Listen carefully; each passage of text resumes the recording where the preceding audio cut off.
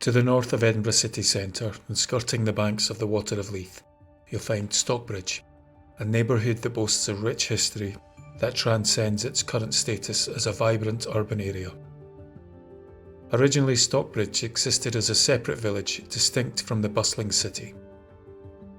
Eventually, in 1831, Stockbridge was officially amalgamated into Edinburgh, becoming an integral part of the expanding city. This integration marked a significant juncture in Stockbridge's history, as it transitioned from a standalone village to an essential component of Edinburgh's diverse urban landscape. The name Stockbridge derives from the Scots word stock, meaning a timber footbridge, and brig, meaning bridge. The village's growth was closely tied to its location along the Water of Leith, facilitating trade and contributing to its development as a prosperous community. Due to its position, it was key in supporting the local mills dotted along the waterway. Stockbridge evolved into an attractive residential area, characterised by elegant Georgian and Victorian architecture. And for those of you who are fans of rugby, Raeburn Place is the site where the first Calcutta Cup match was played in 1879. Today it stands as a testament to the enduring spirit of Edinburgh's neighbourhoods, blending history with contemporary vitality, but like many such areas, it also has a darker side.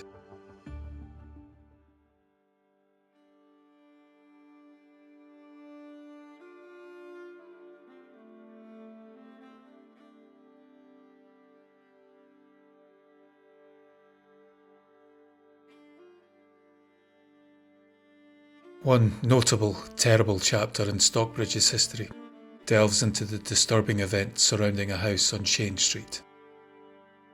In October 1888, a group of young friends decided to fashion a makeshift football from an oilskin bundle they'd stumbled upon in the lane behind Shane Street.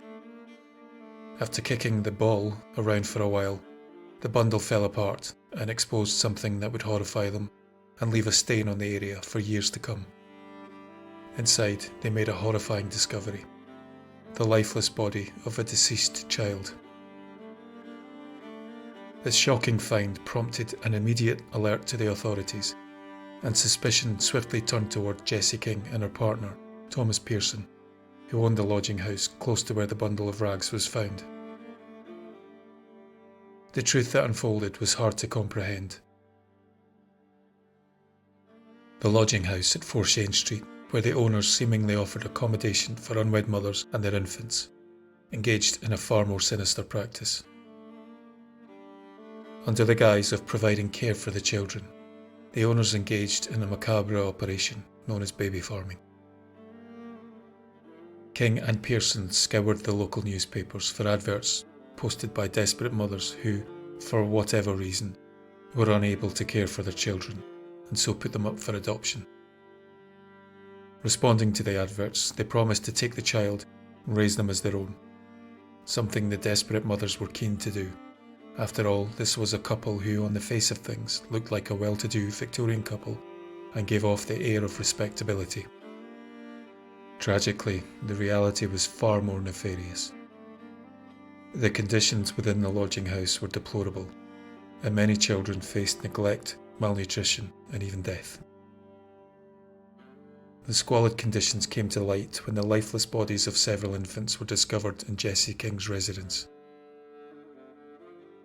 This shocking revelation sparked public outrage and led to legal action against King and Pearson, with King confessing to everything, meaning Pearson got off scot-free. In 1889, King was tried and convicted for neglect and cruelty, being sent to the gallows for her part in one of the darkest chapters in Edinburgh's history.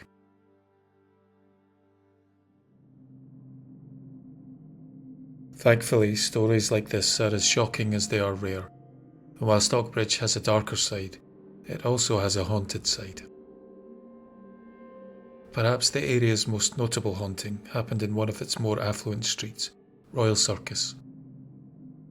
Royal Circus is a circle of Georgian townhouses designed by architect William Playfair and built between 1821 and 1829. The neoclassical style houses, marked by iconic columns, and symmetry reflect the architectural trends of the early 19th century. Each townhouse has a unique character, contributing to the overall charm of Royal Circus. Beyond its architectural significance, the site holds historical value as a residence for the city's elite during the 19th century.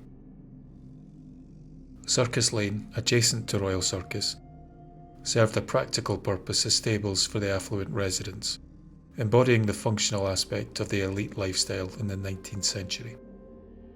Today, Royal Circus stands as a preserved example of Georgian architecture in Edinburgh.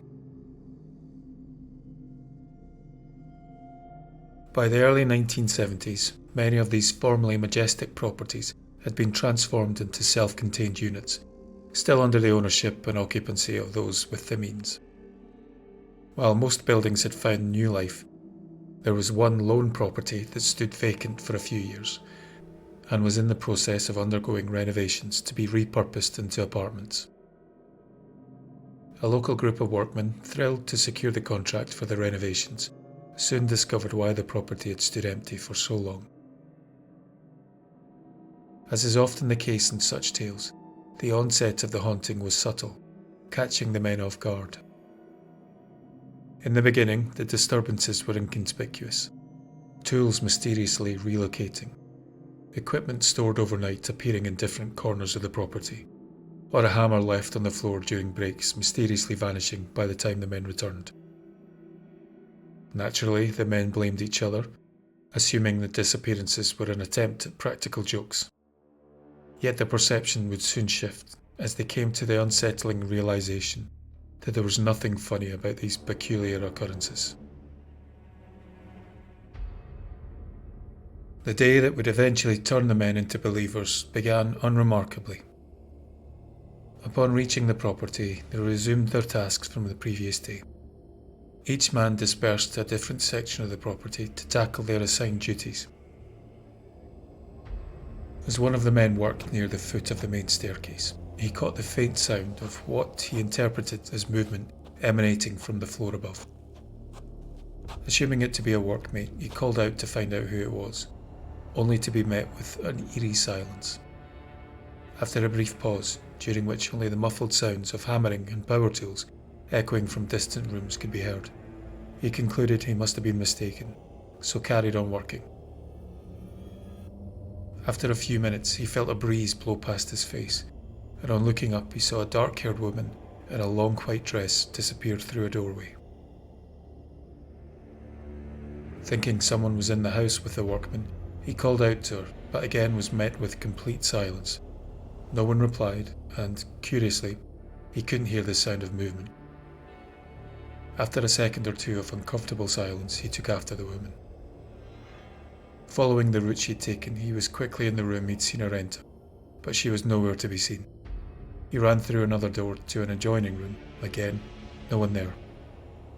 Puzzled and concerned, he called out to his workmates, who soon came to see what the fuss was about. Explaining what he'd seen, they investigated the rest of the house, exploring every room on every floor, but their search turned up nothing. There was no sign of her. The men naturally came to the conclusion that the woman must have gotten into the property when a delivery was being made and had managed to get out without being noticed, so tried their best to put the events of the day out their minds. However, this occurrence repeated itself on numerous subsequent occasions. A young woman with long, dark hair, clad in an old-fashioned white dress, was observed drifting around the property. The men were left bewildered, unable to track the woman down no matter how thoroughly they searched. It begged the question, how was she getting in and how was she getting out? The men's confusion would soon give way to belief. A few weeks after the enigmatic woman's initial appearance, 3 of the workmen enjoyed their lunch, unaware that a subtle chill was filling the air. The surroundings began to shift imperceptibly around them. The radio, once playing softly, now emitted an eerie static.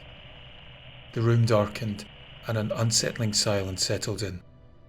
Suddenly the temperature dropped noticeably, prompting the workmen to exchange puzzled glances. Just as they were on the verge of dismissing this strange occurrence, the ghostly figure of the dark-haired woman slowly walked into the room, sending shivers down their spines. The men watched, mouths wide open, as the figure seemed to glide across the floor towards a closed door on the other side of the room. Before reaching the door, the women began to fade away, disappearing right before their eyes. Now there could be no doubt. They hadn't been tricked or outpaced by someone who'd snuck into their property. They had seen a ghost. The apparition of a young woman with long dark hair, wearing an old-fashioned white dress. The three men immediately downed tools, then ran out the property. Overwhelmed by fear and unable to muster the courage to resume work, the distressed workmen sought solace from their union representative. Struck by the authenticity of their terror, the union rep, recognizing the need for unconventional intervention, reached out to a psychic they had consulted for a reading in the past. A few days later, the psychic arrived at the property, accompanied by the rep who provided moral support. The witnesses, paralysed by dread, hesitated to re-enter the building and waited outside. Undertaking a thorough walkthrough of each room, the psychic claimed to establish a connection with the spirit of the long-deceased woman. On leaving the premises, she spoke with the anxious workmen. Assuring them there was nothing to fear, the psychic conveyed that the apparition they'd encountered was at peace and harboured no ill intentions.